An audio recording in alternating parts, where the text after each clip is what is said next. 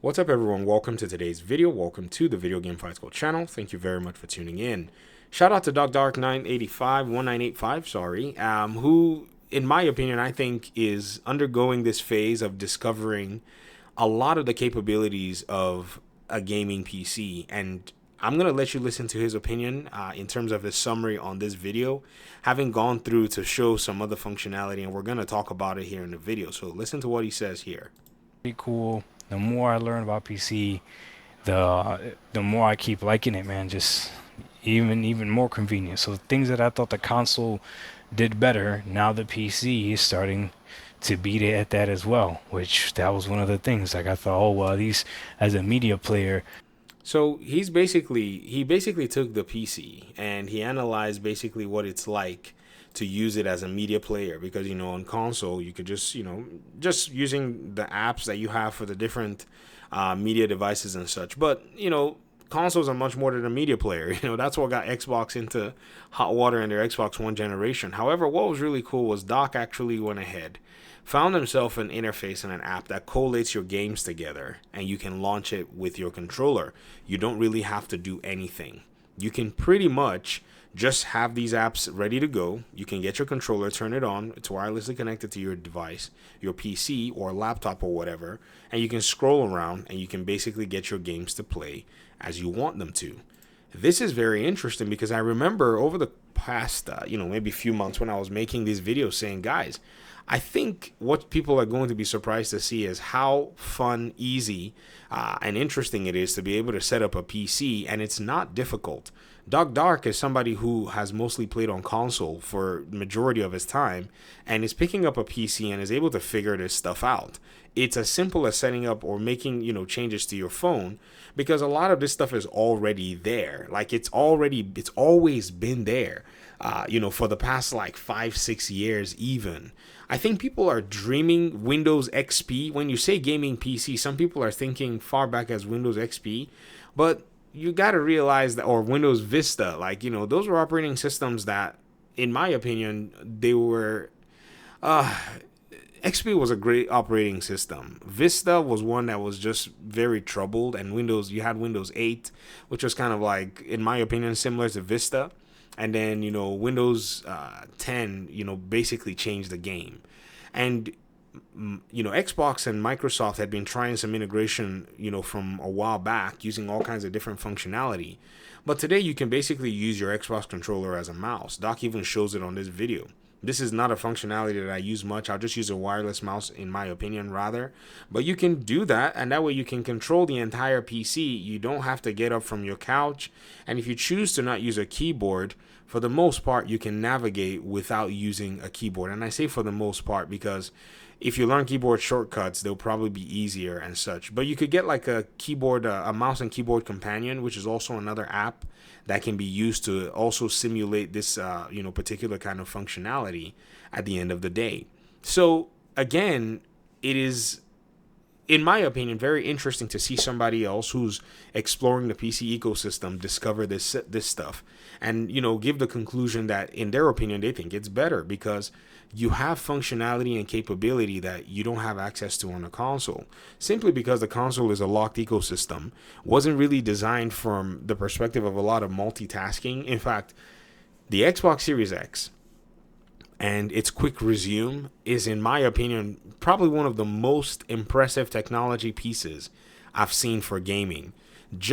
I don't know what Xbox did, but man, that to me is just insane.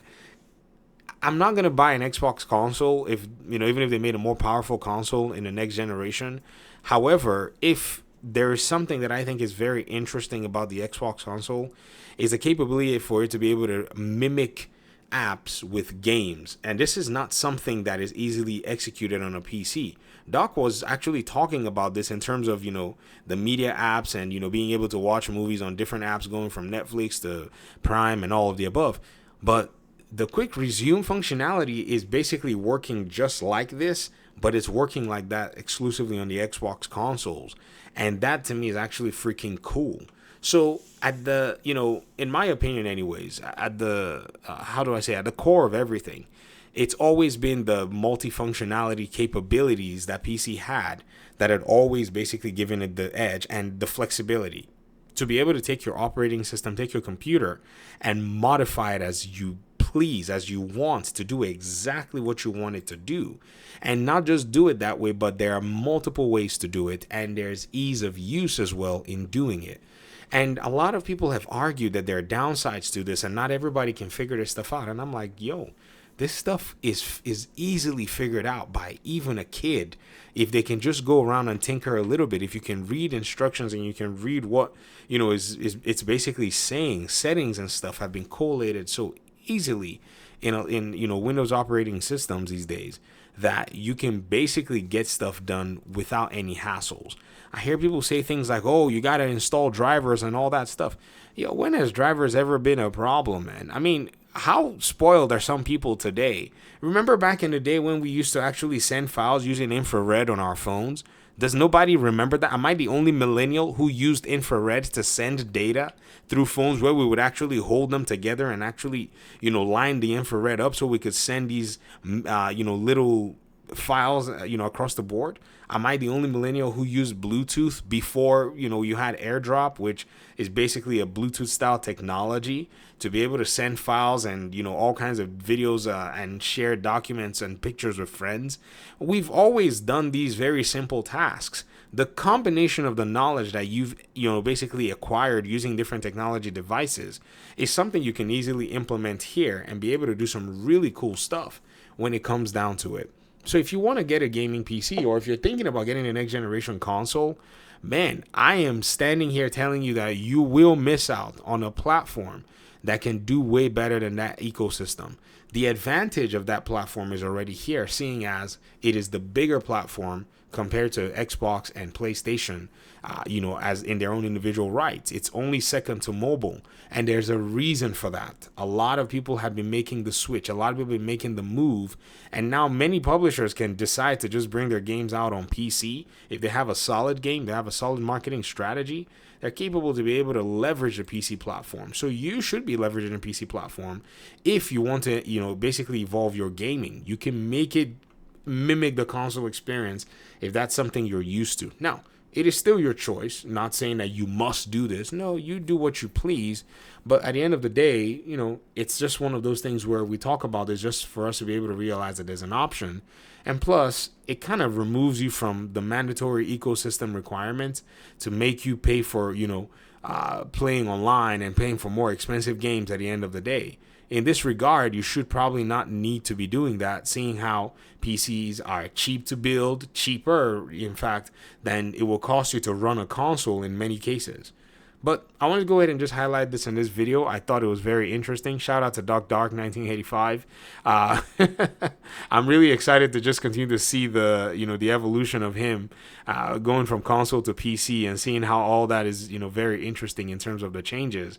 And seeing how he's understanding and gaining more knowledge. There's a little bit of patience. There's a little bit of patience involved. Remember, guys, Doc almost returned his PC, right? But now, having taken a little bit of time to just look into, okay, what could these, things be in terms of trying to mold it to what I wanted to use, it's going to basically become his favorite platform. I mean, it's an easy prediction. This is not going to be the last PC Doc's going to build. Doc's about to build, in my opinion anyways, a monster PC. I'm just predicting this. I mean, Doc, I don't want to, put words in your mouth, but I think as you're enjoying the experience, you're going to realize that it's a worthwhile investment, especially from your perspective as a content creator and even as a gamer as well, who just wants to explore and have another, ecosystem available. Not saying that Doc is going to abandon console. That is all his choice. I'm just letting y'all know that's just something that, I foresee, because that's usually how it starts. You start enjoying it, you find out that there's value, you find out there's, in your opinion, something that appeals to you differently, and then you eventually start going for it and, going harder. And then before you know what's happening, maybe Doc might be a 100% PC player. He already's got 3. He's got a Rogue Ally, a laptop, and his gaming desktop. So, I mean, what's left, Doc? A 4090 build. Yee-hoo! Peace out.